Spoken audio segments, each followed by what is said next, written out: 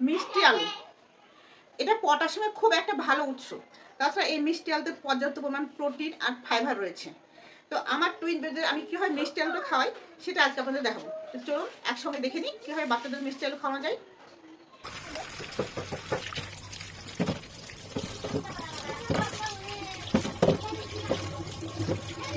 মিষ্টি আলু সবজি হিসেবে অনেকের খুব প্রিয়। খুব কম দামে সুস্বাদু এই সবজিটি পাওয়া যায়। মিষ্টি আলু সবগুলো সিদ্ধ করানো হয়ে গেছে, এবার আমার বাবুদের খেতে দরকার।